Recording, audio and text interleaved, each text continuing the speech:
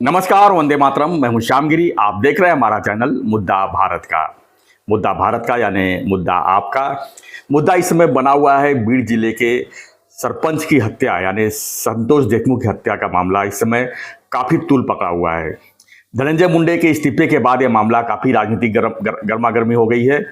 अब लोग मांग कर रहे हैं कि धनंजय मुंडे के ऊपर एफआईआर दर्ज की जाए, उन्हें 302 का धारा लगाया जाए, उनकी गिरफ्तारी हो और जिस तरह से वाल्मीकि करार के ऊपर हत्या का मामला दर्ज किया गया है उसी तरह धनंजय मुंडे की भी गिरफ्तारी इसी तरह हो। लेकिन अब सवाल ये उठता है कि आखिर में सब क्यों होता है।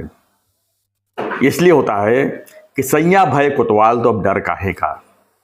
जी हाँ, जब भी सत्ता आती है तो उनके जो कार्यकर्ता है, जो उनके लोग हैं, गुंडे हैं, मवाली हैं, सब एक्टिव हो जाते हैं और ये गुंडे मवाली जो है यही नेता बन जाते हैं।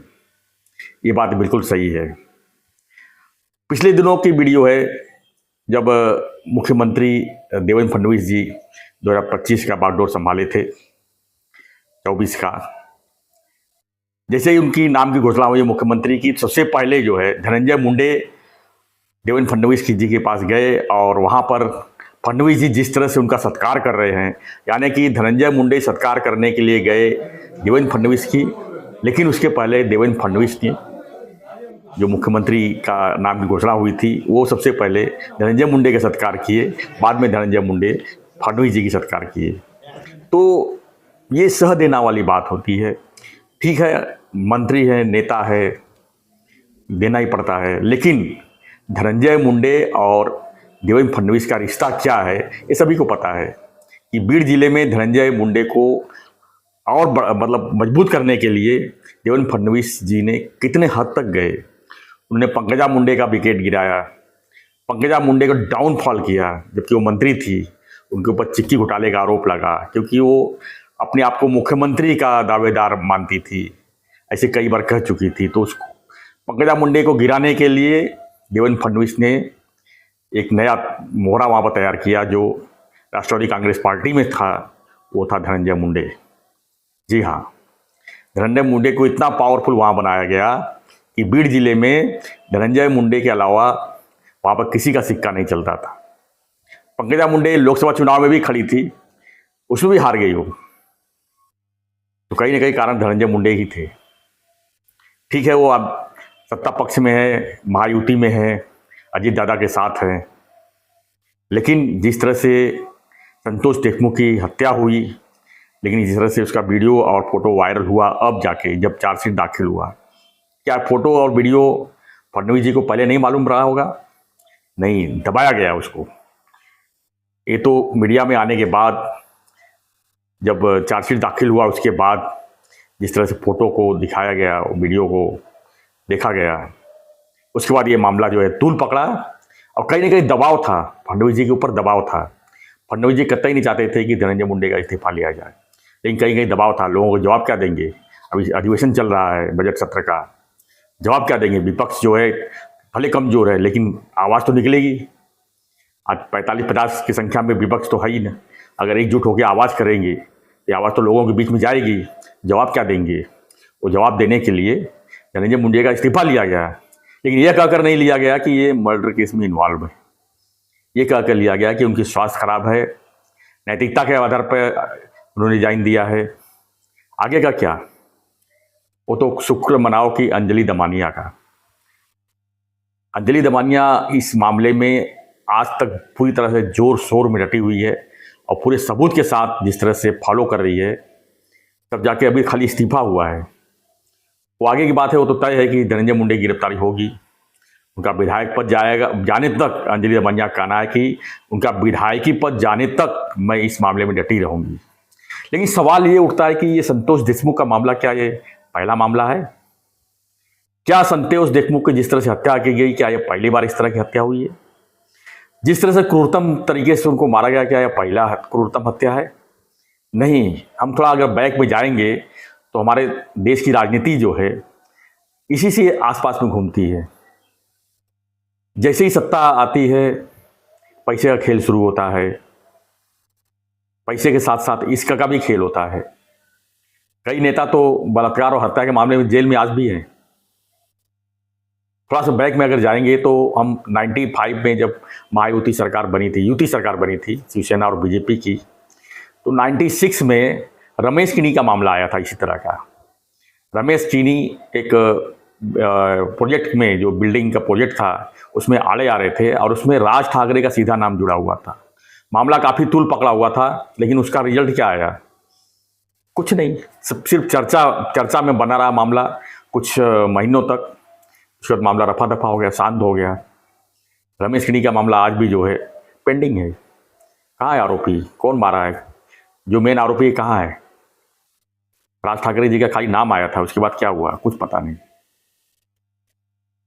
हम बात करेंगे अभी हाल की, अगर बात करें तो जब महाविकास आघाड़ी बनी थी 2019 में, तब आपने देखा होगा कि जितेंद्र आव्हाड जो मंत्री बने थे, हाउसिंग मिनिस्टर, उन्होंने अनंत करमुशे को इसलिए पकड़ के मरवाया क्योंकि उन्होंने शरद पवार जी के ऊपर कुछ फेसबुक में कमेंट किया था। उसको लेकर देखा जाए तो अनंत करमुशे को किडनैप किया गया पुलिस वालों द्वारा, जितेंद्र आव्हाड जी के बंगले पर ला के उसको मारा गया, पीटा गया। अगर उसकी वहाँ पर मौत हो गई होती तो मामला ख़त्म हो गया होता, लेकिन अनंत करमुशे मजबूत था, बच गया। वो अपने आप को हाईलाइट किया और मामला कोर्ट में लेके गया। लेकिन आज भी वो अपनी लड़ाई लड़ रहा है अनंत करमुशे। जितेंद्र आव्हाड जिसका नाम सीधा सीधा उसमें इन्वॉल्वमेंट है, कहाँ कुछ हुआ? नहीं हुआ ना, क्योंकि ये राजनीतिक खेल है। इसमें आम लोग ही इसमें पीछे जाते हैं, संतोष देशमुख की तरह ही लोग पीछे जाते हैं। या तो उनके साथ में चलो, उनके हाँ में हाँ मिलाओ, वो जैसा कह रहे हैं वैसा करो। अगर विरोध में गए तो यही हाल होगा। अनंत करमुशे आज भी अपनी लड़ाई लड़ रहे। पालघर में साधु हत्याकांड, अगर वो मीडिया में अगर वो क्लिप नहीं आई होती तो किसको पता था कि पालघर में साधु हत्याकांड क्या हुआ था? कितनी बेरहमी से मारा गया, कितनी बेरहमी से मारे साधु की हत्या हुई। मीडिया में मामला उठने के बाद तब जाके बहुत से लोगों को जेल हुई और जेल भर गए, यानी सैकड़ों की संख्या में लोग अरेस्ट हुए क्योंकि मॉब थी। सभी को गिरफ्तार किया गया। आज सब लोग बेल पे हैं क्योंकि जेल में इतनी जगह थोड़ी होती सबको रखने के लिए। मामला अभी भी विचाराधीन है, अभी तक किसी को कन्विक्शन नहीं लगा उसमें। बात करते हैं बाहुबली नेताओं की। बाहुबली नेता की अगर बात करें तो सबसे ज़्यादा बाहुबली अगर है तो थे तो उत्तर प्रदेश में, थैंक्स टू मुख्यमंत्री योगी आदित्यनाथ जी, जो 2017 में जो सत्ता में आए और लगातार दूसरी बार सत्ता में है। आज उत्तर प्रदेश जो है उत्तम प्रदेश की राह पे जा रहा है। गुंडे मवालियों के जिस तरह से उन्होंने खात्मा किया, मुख्तार अंसारी, अतीक अहमद, ऐसे लोगों का खात्मा हुआ। ये लोग कौन थे? ये गुंडे मवाली थे। गुंडागिरी करते करते सत्ता के करीब आ गए, यानी कि पार्टी प्रमुख मुखिया के संपर्क में आ गए और अपने आप को बाहुबली नेता बन गए। उसके बाद क्या क्या कारनामे गए सभी पता है। न जाने कितने संतोष देशमुख जैसे लोगों को इन्होंने मारा होगा, कोई काउंटिंग नहीं है। जो मुंह खोला, जो विरोध में गया, उसकी यही पिटाई हुई। अमरमणि त्रिपाठी आज भी जेल में है। क्यों जेल में है? उन्होंने एक कवियत्री की हत्या की थी और उसका रेप किया था। तो जो इनके विरोध में जाता है उसका यही हाल होता है। ये मैं इसलिए कह रहा हूं कि संतोष देशमुख का मामला जिस तरह से सुर्खियों में चल रहा है इस समय महाराष्ट्र में, बीड जिले का मामला है, ये कोई पहली बार मामला नहीं हुआ है। ये बंद भी नहीं होने वाला है क्योंकि गुंडों का पूरा भरा हुआ पार्टी। हम सभी को नहीं कह रहे हैं, हम सभी नेताओं को नहीं कहते ये सब गुंडे हैं, हम सभी विधायकों को नहीं कहते ये बलात्कारी है, हम सभी मुख्यमंत्रियों को दोष नहीं देते हैं। लेकिन देवेंद्र फडणवीस जी को मैं कहना चाहूँगा कि ऐसे लोगों की आप सफाई कीजिए। आपको एकदम अच्छा सरकार चलाना है, आपकी छवि इतनी अच्छी है कि आप तीसरी बार मुख्यमंत्री बने हैं बिना कोई रोक टोक के। आपके ऊपर हाईकमान ने पूरी तरह से जिम्मेदारी दी है, तो उस जिम्मेदारी का गैर फायदा मत उठाइए और ऐसे नेताओं से दूर रहिए जो आपको कल को कांटा बन सकते हैं। धनंजय मुंडे आपके लाडला हो सकते हैं, लेकिन उन्होंने आपके पीछे क्या किया? क्या आपने कहा था कि संतोष देशमुख की हत्या करो? नहीं ना। लेकिन उन्हें जिस तरह से करवाया वाल्मीकि कराट के द्वारा, तो नाम तो पार्टी खराब होती है, सत्ता की खराब, सत्ता पक्ष ही प्रमुख ही खराब होती है। हालांकि भी धनंजय मुंडे का नाम इसमें नहीं FIR में दाखिल हुआ है, वो आज कल का विषय है, लेकिन कहीं ना कहीं छवि खराब हो रही है पार्टी की। तो फडणवीस जी को ये चेतावनी है एक तरह से, और सभी नेताओं को चेतावनी है कि जो तो उनके कार्यकर्ता हो ऐसे गुंडे मवाली की को बढ़ावा न दिया जाए, ताकि संतोष देशमुख जैसे कांड न कर सके। तो हमारा आज का विषय यही था कि